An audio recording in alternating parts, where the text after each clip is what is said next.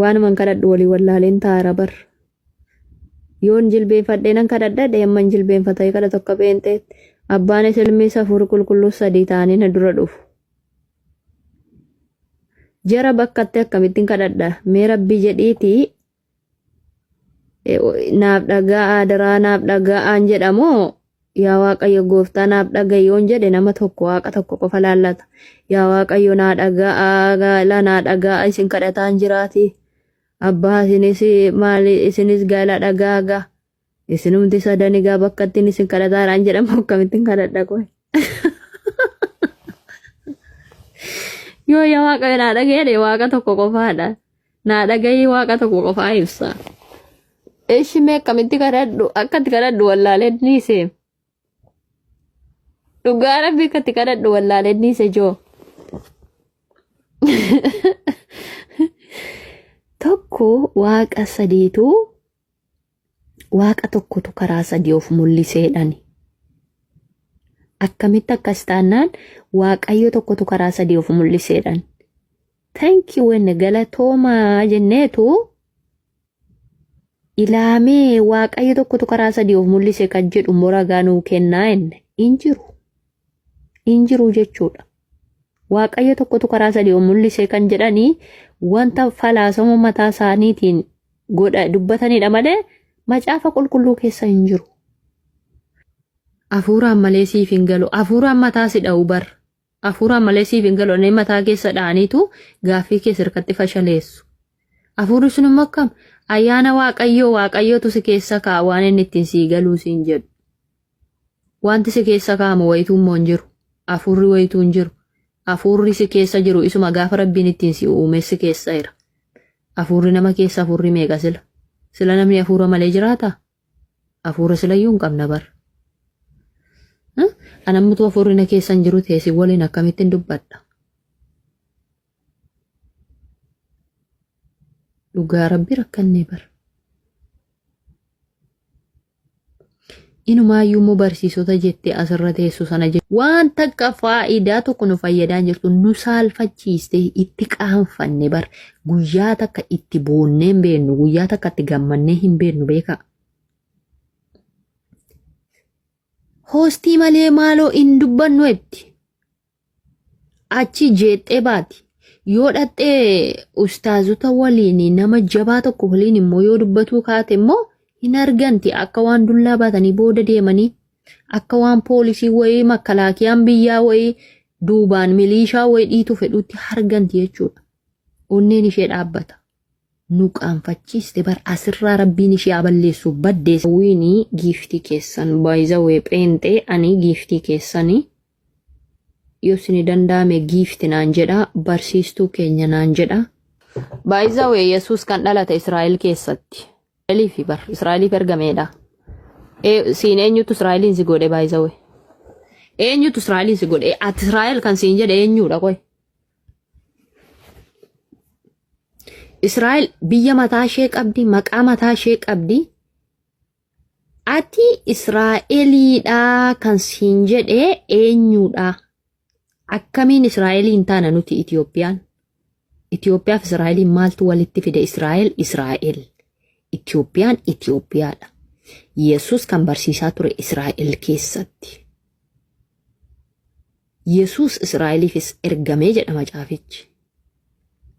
Anaaf siin eenyutu Israa'eliin godheen jedhe.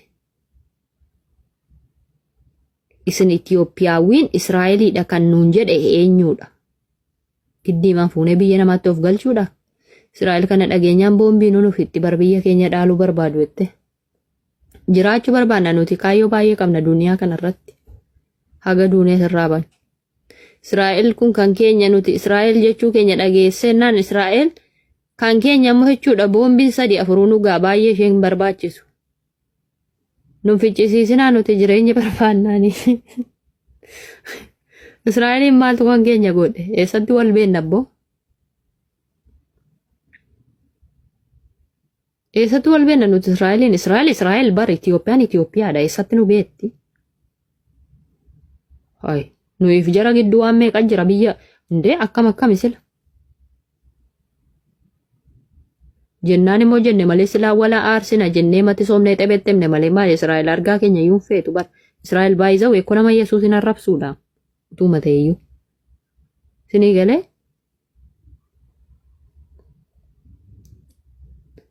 Israa'el keenya maalii keenya kan jennu koo kan Yesuusin reebee hitti tufee kan ajjeese jaruma Yihudootuma keessa Yihudaadha. Yihudaan intini ture bartoota intini ture ergamaa ture Yihudaa bartoota keessaa isa tokko ture. Bartoota 12 keessaa Yihudaan isa tokko ture beektanis. Maatii nu beekte Israa'el maa yoomnu tolte beekte Israa'el silumayyuu. Caffaraa keessan caffaradha ani keyboardii tokkoof jiippaasii tokko sponsora isiniin ta'a kan isinittiin hudduu darbattanii ittiin mataa keessa waltumtan. Akka barbaadanitti yoo barbaadan isinii danda'ame nanachi samii kana deebi'a utaaluu dhiisaati. Waldaayyuu yoo feetan qorqorroo irraan buusina akka mataan keessan keessa ol ba'ee gad deebi'utti. Garuummoo naman tuqina hogee naman tuqina utaaluu mitiiti jechuudha amma hudduun isin tarsa'utti utaaluu dandeessu. Anuma nan tuqina malee ana nan galchunni kun. Amma hudduun keessan baqa qutti yoo iyyitan hawwii wanti galchuun jiru jechuudha. Garuu ana nan tuqina ana na kabaja kabajatu naaf malaa jechuudha na kabajuu qabdu sin. Tole ani nama akka keessanitti caffaruu miti baay'isawee dhugaa waaqayyo. Yeeti yaa rabbii intalli yeeti jedhamu sun amma jalli ishee nagaadha amma yoona dhugaa waaqayyoome isuma dhugaa goofta intalli yeeti jedhan sun jalli ishee nagaadha ree ijoollee. Dibarsaati 24 yeroo isheen asii iyyitu qoy isheen mana madaamin jirtu ijoolleen mana sana yoo jiraatte rifatti dhugaa rabbi ijoolleen arabaa rifatti. Maal dubartiin akkasitti iyyitu garuu jala ishee rabbuma beeka dhugaa rabbiiti. Anutu jala intala sana jala ishee sakattaani waanuma olitti ba'ee wayinatti fakkaata dhugaa rabbii akka kana maa dubartiin akka kanatti iyyitu. Maa kololoo wanti ni qabdi morma kana keessaa yoo ta'e olitti banaa wayinatti fakkaata wanta morma kana cufuun qabdu intalli bar. Safuu dhabboo abbaa manaa ishee rabbi raamataa godhuuf sa ishee fuudhuuf yoo namni fuudhu jiraate. Dasmaa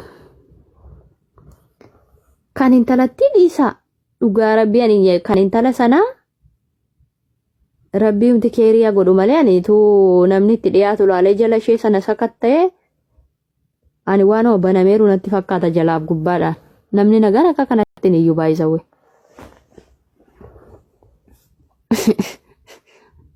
Dhugaa waaqa. Ma ani kanan jedhu yoo haga hudduun nama tarsa'utti iyya malee dhaga'uu waaqayyo jee. Maa dirqamaa iyyuu waaqayyoo isa ati garaa kee keessatti yaadduyyuu hin beeka. Rabbiini garaa dhagaa keessayyuu arga akkasittu. Isa ati yaaddu sati karoorsitu isa sammuun kee yaadu beeka.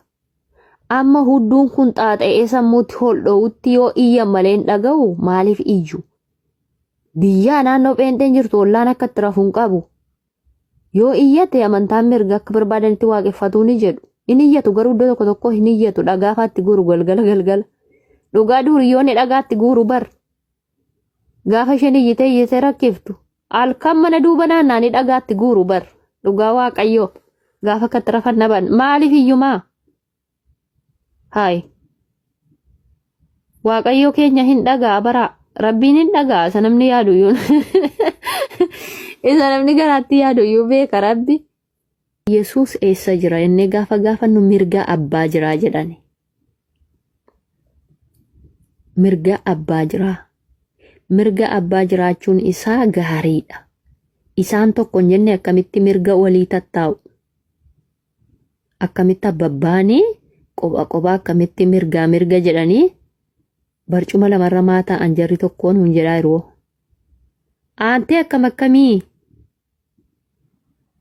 mirga jira silaa amma eessa jira abbaa ma keessa jira abbuma waliin taa'aa jira abbuma keessa waluma keessa jiru ol baaniillee tu jedhame okay sila ol keessa galcha waan ta'eef rakkoon qabu fudhan garuu amma erga ol ba'eessa dhaqeennaan mirga jira jedhan mirga abbaa taa'aa jira jedhan abbaan egaa garanaan ta'a inni gara mirgaa ta'a lama ta'anii taa'ammoo hin taane lama moo lama mitire lama jechuudha isaanumtuu lama gaa hafuurri badaan nu dubbatamu kana hafuurichi miskiina badaa waa'ee hafuuraa kanan kakaasan egaa xiqqoo ishee gaafa intinii malee hafuurri badaa talaalaakiidha ta'uun oolu hafuurri lama moo lama mitire lama jechuudha dhugaa waaqayyoo lama maaliif beektu mirga jira erga ta'e abbaan barcuma tokko irra ta'a Yesuus mirga jira lama moo lama miti lama Yohaannis tokko irratti immoo sagalichi waan hundumaa dura ture sagalichi waaqayyoon bira ture sagalichumti immoo waaqayyoodha jedha sagalichi eenyuun bira ture waaqayyoon bira ture sagalichi inni waaqayyoon bira ture sun ofuma isaatii immoo maaliidha waaqayyoodha tu God tineen yaane tineen akka pheenxeen nageenya tarabifa beettila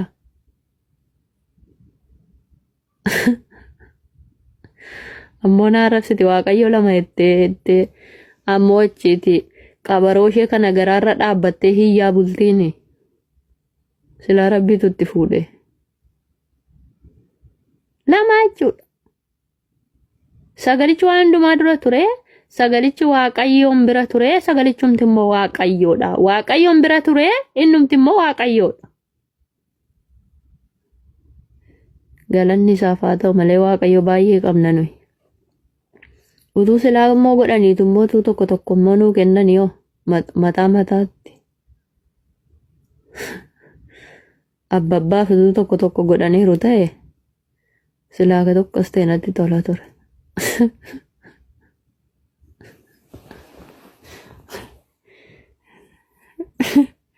anaaf qofaamatti tokkotu naa kennanii naa wayyanaaf dhugaa rabbi meeqa paasteroota mariisisee waan kana sirreessina malee naan taane anni sheeringii kanan barbaadu ani qofaamatti naaf kennan anaaf anamma har'a jechuudha erguman kadhatuun dhiisee faarfannaan an faarfadha maaliif faarfannaanii na waraaba miti al takka ani xiqqoo ishee shir na jedhananni kun ani waan akka muuziqaa kana yeroon dhaga'u natti tola maaliif hin beeku ani shir waan takka jiippaasi kun gaafa achi dhoka'u girgir na godha duukaa sosocho'u kana natti tolti sinii galee amma gaafa nasirraati morma raasee faarfadhu galee fi mattume anamma qaatannis anamma toluma rabbiin jiraadha malee kadhatallee dhiiseeraan kadhadhu maaliif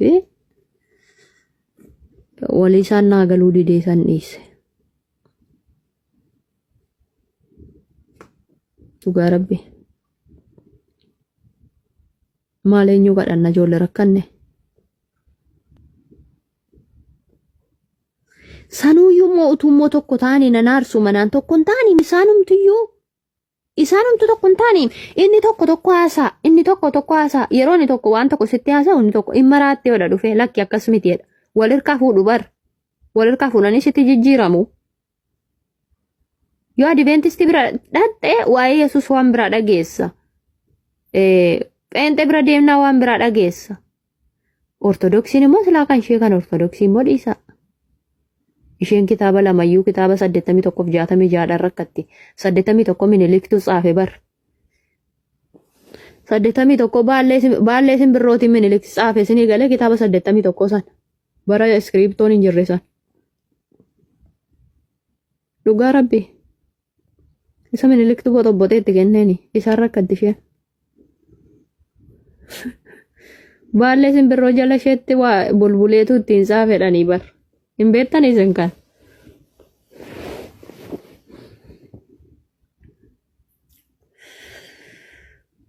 minilik sana baga rabbii isa fuudhe maleetu tureera ta'e dubbii balleesseen dhugaa rabbi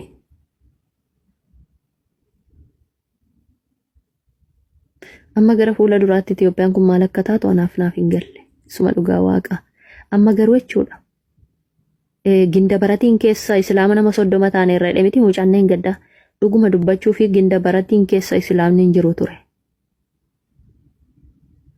ani yeroo nama 30 taane irra dhugurra kootiin nan dhaga'e baay'ee waan nama dhibuudha. Biyyattiin Itoophiyaa sun mee islaama qofa taateen dhumini jiru.